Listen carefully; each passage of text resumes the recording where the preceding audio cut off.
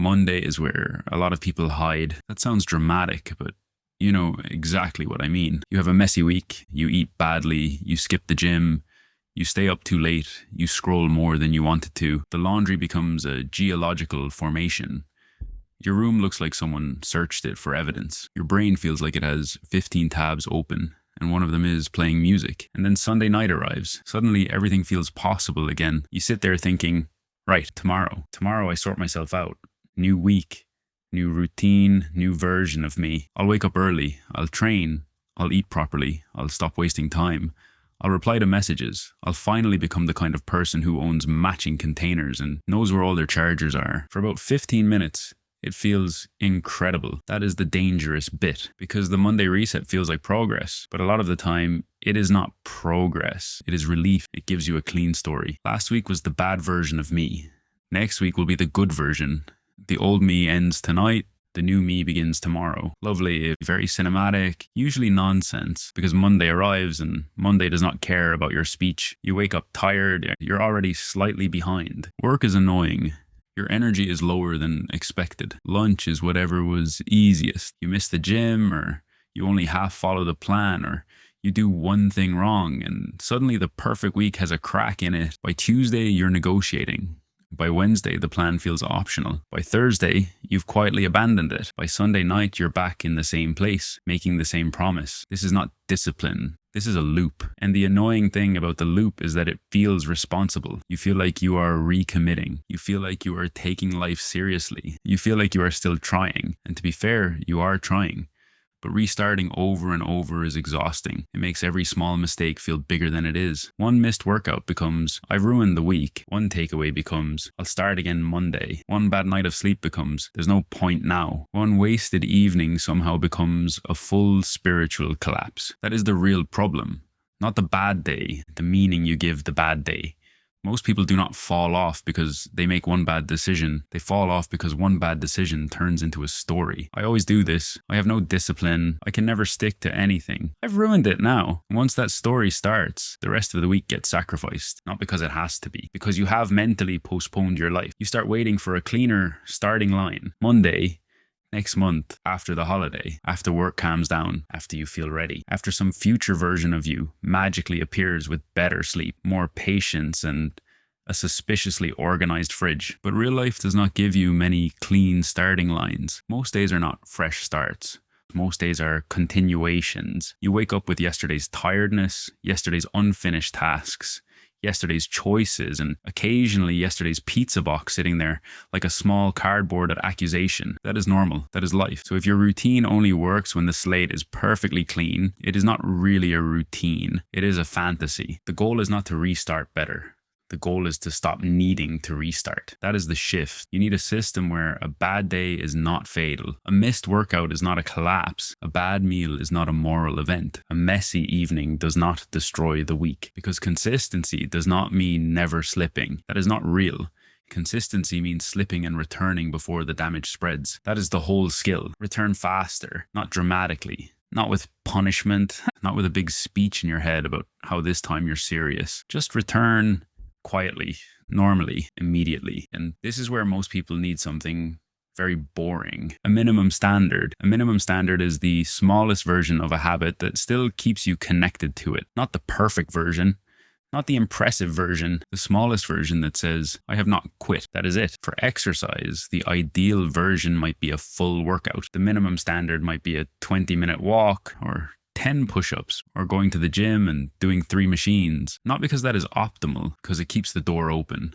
For food, the ideal version might be a full day of planned meals. The minimum standard might be one normal meal. Not perfect, not beautiful, not a meal that deserves a slow motion montage, just something basic. Eggs on toast, Greek yogurt and fruit, a wrap, rice, protein sauce. The kind of meal you can make when your brain has all the executive function of a damp sock. For cleaning, the ideal version might be sorting the whole room. The minimum standard might be clearing one surface. For sleep, the ideal version might be a full wind down routine.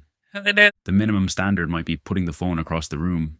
That's it. No candles, no journaling, and no becoming the main character in a wellness advert. Just phone away from bed, small, boring, useful. That is the point. Minimum standards are supposed to be boring. They are supposed to be almost laughably small because they are not designed for your best day. They are designed for the day where you have very little to give, and that is the day that matters. Anyone can make a plan when they feel good. Anyone can feel motivated for a few hours.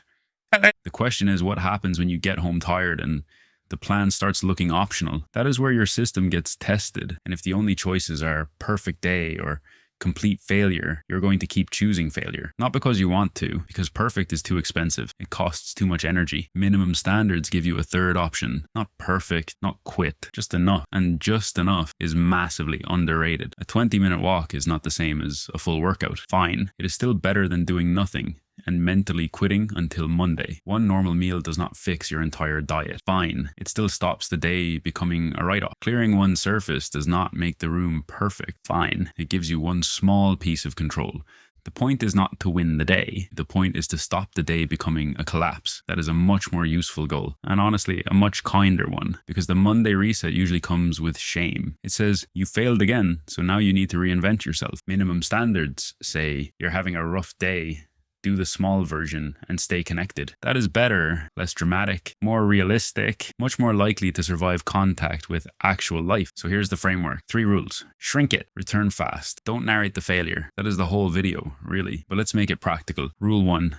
Shrink it. When the full version feels impossible, do not abandon the habit. Shrink it. If you cannot train for an hour, do 20 minutes. If 20 minutes feels like too much, do 10. If the gym feels impossible, walk. Cooking properly feels impossible, make the boring fallback meal. If cleaning the room feels impossible, clear the desk. If sorting your life feels impossible, sort one tiny corner of it. People like to mock small habits because they do not look impressive, but the small version is not there to impress anyone. It is there to keep the chain from snapping. That matters, because once the chain snaps, restarting becomes heavier. You are no longer just doing the habit. You are fighting the story that you failed again. So don't let it become a story. Do the smaller version. Keep the connection alive. Rule 2. Return fast. Do not wait for Monday. Do not wait for next month. Do not wait for the perfect morning where you wake up rested, inspired, and mysteriously immune to your own nonsense. Return at the next decision. You ate badly at lunch? Fine. Normal dinner? You wasted the morning? Fine. Do one useful thing in the afternoon. You skipped the gym? Fine. Walk for 10 minutes. You scrolled for an hour? Fine. Put the phone down now. Not later. Not after one more video. Now, the faster you return, the smaller the problem stays. A slip is cheap. A spiral is expensive. That is worth remembering. A slip is cheap. A spiral is expensive. Most of the damage does not come from the original mistake. It comes from the delay afterwards, the waiting, the shame, the I'll restart Monday nonsense. You do not need 7 days to recover from one bad decision. You need the next reasonable action.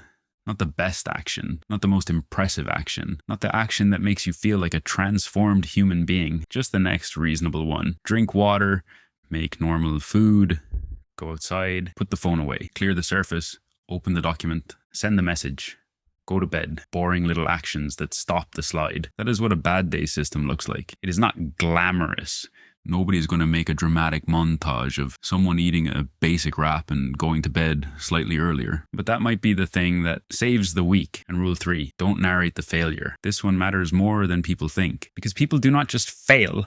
They explain the failure to themselves, and the explanation becomes poisonous. I always do this. I'm lazy. I have no discipline. I can never stick to anything. Maybe that feels honest in the moment, but it is not useful, and a lot of the time it is not even accurate. You missed a workout. That is all. You ordered food. That is all. You wasted an evening. Annoying, yes, but that is all. Do not turn a behavior into an identity. Do not build a personality around one bad decision. Do not give every bad day a dramatic voiceover. You are not a failed person because Wednesday was a mess. You had a bad day. Return to the system. No speech required. This is the part of self-improvement that is not exciting enough to sell very well. The repair work, the quiet return, the small correction, the refusal to let one bad moment become a full reset. But this is where most of the change actually happens. Your life is not changed by the perfect Monday. It is changed by what you do after the first thing goes wrong. That is the real test, not the morning where everything lines up, not the day where you feel motivated, the day where you are tired, irritated, and the old pattern is sitting right there, waiting. That is where you need the minimum standard. So before you make another massive plan, Do this instead. Pick one thing you keep restarting. Just one, not your whole life, not some heroic 12-part personal transformation. One thing: training, food, sleep, cleaning, studying. Whatever keeps coming up, then write 3 versions. The ideal version, the normal version, the minimum version. The ideal version is for good days: full workout, proper meals, clean room, good bedtime. Lovely. The normal version is for ordinary days: a decent workout, simple meals, a bit of tidying, phone away at a reasonable time. And the minimum version is for bad days: 10-minute walk, 1 normal meal, clear 1 surface, phone across the room, open the document, send the message, tiny, unimpressive, usable. The minimum version should be small enough that you can do it when you are tired, annoyed, and not in the mood to become your best self. That is how you know it is realistic. Then decide your return rule. If I miss the habit, what is the next reasonable action? If I eat badly, what is the next normal meal? If I skip training, what is the smallest movement? If I waste the evening, what is the 10-minute repair? Answer that before you need it, because when you are tired, you do not want a debate. You want a default. That is what systems are for. They reduce the amount of motivation required. And that is the whole point. You are not trying to become someone who never has bad days. You are trying to become someone whose bad days do less damage. That is a better goal, a more human goal, a goal you might actually maintain. So stop restarting your life every Monday. You do not need a new personality. You do not need a perfect week. You do not need to keep wiping the slate clean and pretending this time you will never slip. You need a smaller way back. Shrink it. Return fast. Don't narrate the failure. That is enough, because your life does not improve when you keep promising to become a different person next week. It improves when you learn how to return today.